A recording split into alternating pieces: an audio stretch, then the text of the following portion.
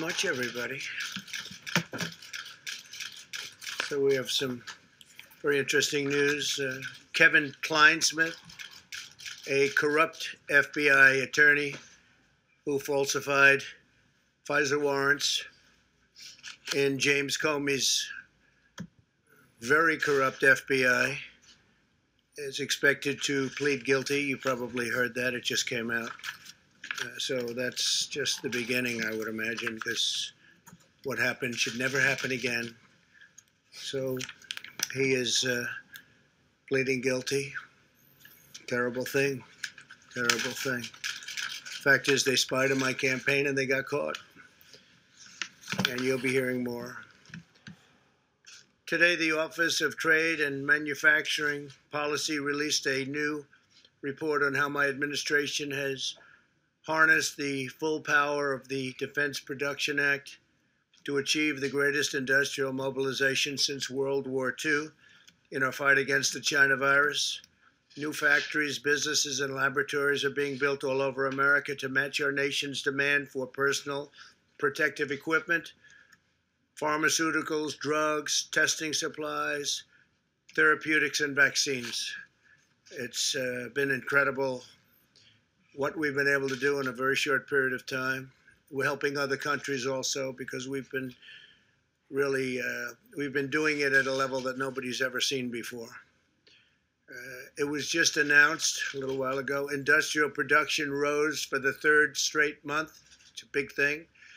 Factory output was up 3.4% this month after a 5.7% increase last month. Those are getting to be record numbers, and manufacturing capacity utilization is now up to almost 70%. So we're coming back very strong. We should have a very good third quarter. We should have an unbelievably good next year. Next year, if we don't mess it up with somebody that has no idea what they're doing, could be a fantastic year. My administration has exercised the authority under the Defense Production Act to a number and related authorities at a 78 times, dispersing over $3.5 billion to speed the development and manufacturing of essential materials. So, put it a little bit differently, the administration's exercised the authority under the Defense Production Act and related authorities 78 times. That's a lot, Peter, right? It's a big number, 78 times. Came in very handy. A lot of times we just mentioned it and they did what we asked them to do. Dispersing over $3.5 billion to speed the development and manufacturing of essential materials. I've used the DPA more comprehensively than any president in history. There was a time when the media would say, why aren't you using it? Why aren't you using it? Well, we have used it a lot.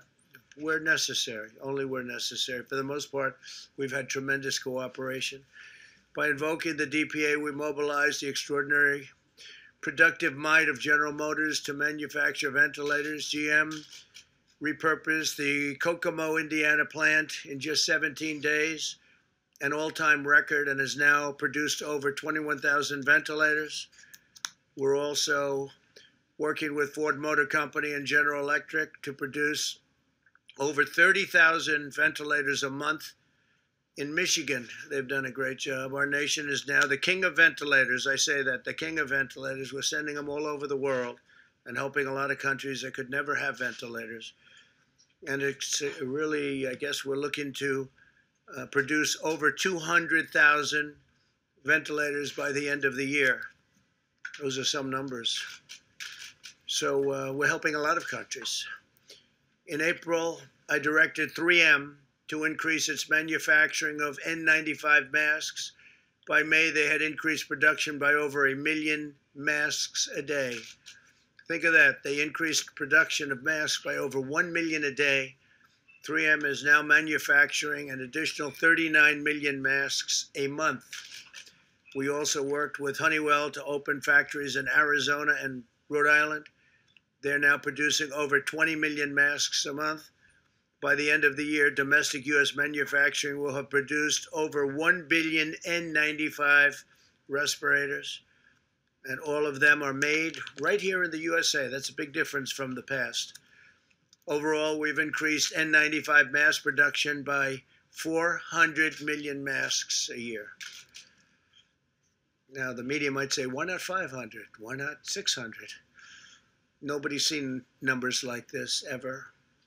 We delivered more than $75 million in support to Puritan Medical in Maine. I was up there. As you remember, we had a tremendous visit and tremendous throngs of people along the roads on the way to Puritan Medical. Puritans doubled their production of testing swabs from 20 million to 40 million per month. They're doing a fantastic job. And so is Maine. I've also used the DPA to fight price gouging and hoarding. My administration located and seized over 500,000 pieces of hoarded personal protective equipment, including 299,000 pairs of medical-grade gloves, 192,000 N95 respirators, and 130,000 surgical masks. That's hoarding. My administration's decisive actions have yielded truly incredible results. People have done an incredible job. We've replenished the strategic national stockpile that was very badly depleted when we took office and totally neglected in the last administration.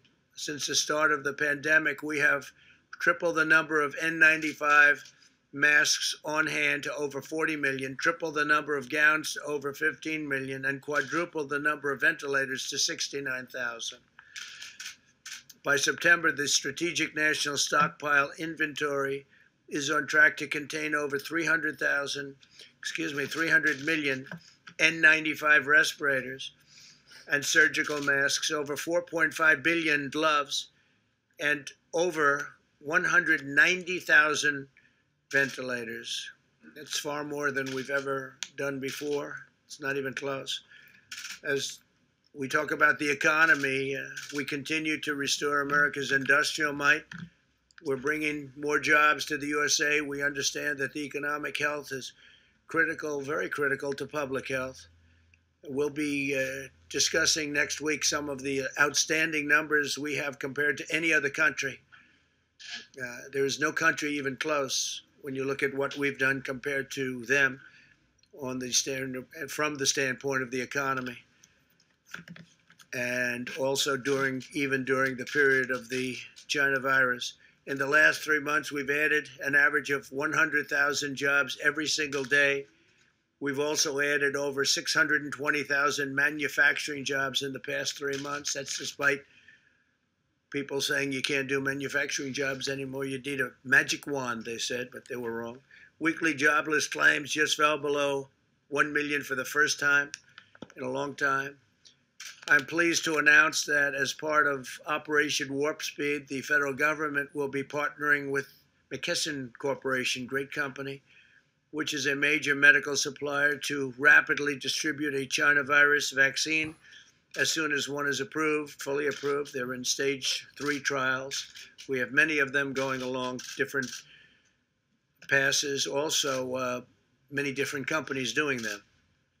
Very, very incredible companies. We currently have 3 candidates in phase 3 clinical trials and are on pace to have more than 100 million doses of a vaccine ready before the end of the year, and 500 million doses very shortly thereafter.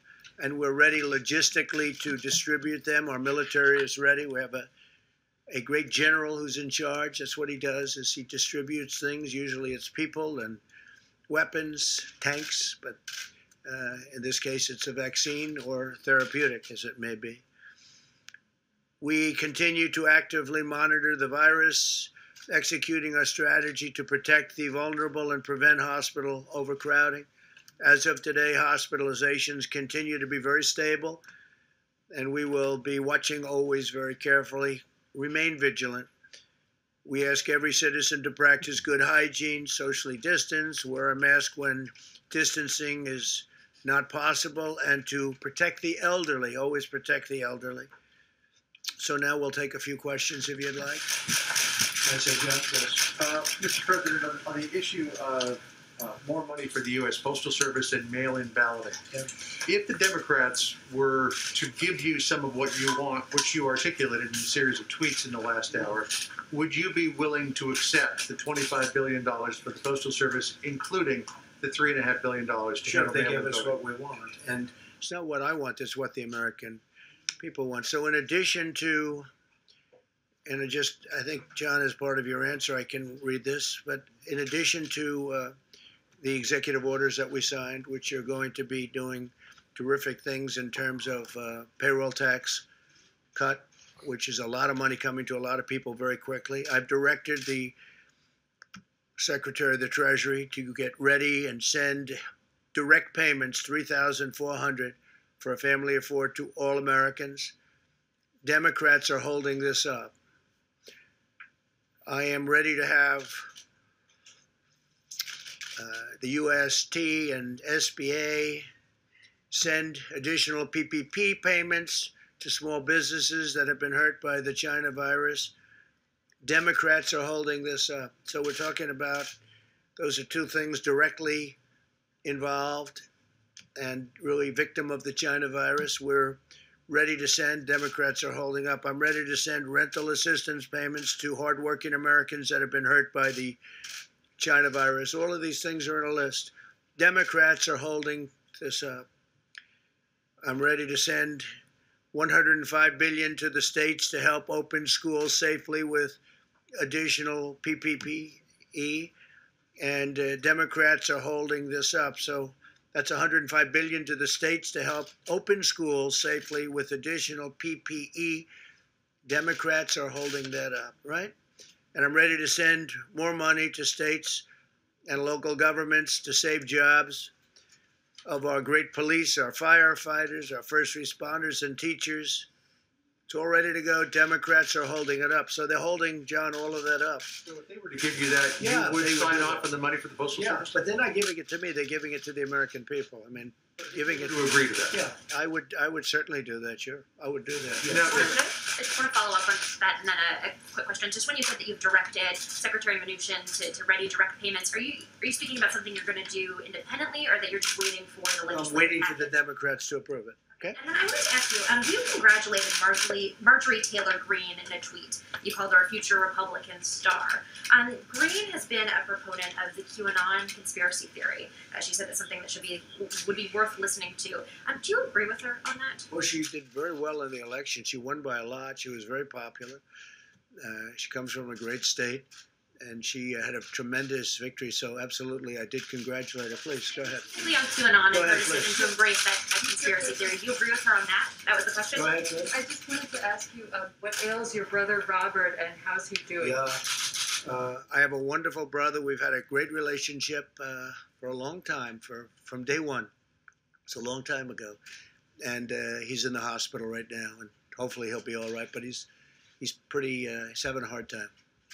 I wanted to ask you also really quickly about Putin's invitation to join a video summit with Iran and other world powers. Would you accept that invitation? I haven't been told of it yet. I heard there's something, but I haven't been told of it yet. Thank you, Mr. President. Two questions on vaccines. First, once a vaccine is ready, who should get it first? I will rely on the doctors to tell me that. I would say probably the elderly. I would say nursing homes. A lot of people said, would you take it? I said, I'll take it if they want, or I'll go first or last. I'll do whatever they want me to do. But I would think that the elderly, the people that are most vulnerable to the disease, and we're actually making those lists right now, mostly nursing homes and retirement centers. Yeah. Russia has approved a vaccine. What do you know about the vaccine? Have you spoken to Russian officials about it? We don't know much about it. We hope it works. We do. We hope it works. They've cut off certain trials, and we just feel it's important to go through the process. We have numerous different vaccines that we think are going to work, but we want to go through a system of trials. We're very advanced. We're very we'll be announcing something in the not-too-distant future, also with therapeutics, which I think are very, very important. Yeah, please. Thanks, Mr. President. I had two, one on China and then one on oil. The first one on China. There's a lot of alarm among American companies about your order on WeChat, Apple, Ford, Disney. They're worried because it's such a big communications platform and a payment platform in China that if you ban U.S. businesses from working with them, that they won't be able to sell, iPhones into China or similar markets. Whatever. So you don't mind if this... Got to do what's good in terms of the security of our country. So We've been very badly let down by China. What's your next question? On oil, the U.S. this week seized 4 Iranian oil tankers going towards Venezuela. Yeah, not supposed to do that. Yeah, they're going to go to Houston. I'm wondering what you're going to do with that oil, and if this is We'll be announcing. We have 4 tankers. They're going to Houston, and they're there. They're not supposed to be doing that. Iran's not supposed to be doing that. And so we did. We seized the tankers, and we're moving them and moved to Houston. Mr. President, thank you so much. 2 questions, if you don't mind, Mr. President. First of all, Kamala Harris, you've been very blunt about how you feel about her mean, nasty, mad woman. Biden now saying... No, I haven't been blunt. I said she treated Joe Biden worse than anybody else. I watched those debates. They were very boring, but they were debates nevertheless. And I watched, pretty good parts of them. And she treated Biden worse than anybody else by far. There was nobody, including Pocahontas, nobody treated Biden so badly as Kamala. Well, let me ask you this then. Do you have an issue with a strong woman of color being in this presidential race? None whatsoever. You don't see her as a threat? As you know, none whatsoever. No, not at all. Thank you, Mr. President. And a stimulus question, if you don't mind. You have told me even before you were president, you always talked about being the ultimate deal maker. Why not just sit down with Democrats personally and cut a deal? Because they want $1 trillion to go to their friends doing a bad job running certain cities and states that are doing very badly. Most of our country is running very well. Even in terms of crime, most of our country is setting records in terms of low. But when you look at Chicago, when you look at what's going on in Illinois and New York and other places, both economically and in other ways, it's horrible. It's horrible. Look at Oregon. Look what's going on in Oregon. I don't think they have a clue. We could stop that. If they would request it, we would stop that problem in 1 hour, like we did in Minneapolis. We would stop it in 1 hour. It would be over. It's so easy to do. All right, please, go ahead. In the back, please. Alicia Powell at the Gateway Pioneer. Yesterday, you announced a historic peace deal between Israel and the United Arab Emirates, and later in the day, Joe Biden tried to take credit for it. I heard that. That was a beauty. What's your response? We announced the deal, and I appreciate it. Even the New York Times gave it great coverage and editorials today. Wall Street Journal, Washington Post, everybody was saying great. And this is something we've been working very hard on. And I saw where Sleepy Joe tried to claim credit for it. I'm trying to figure out how that one works. No, what he did is they made a terrible deal with Iran.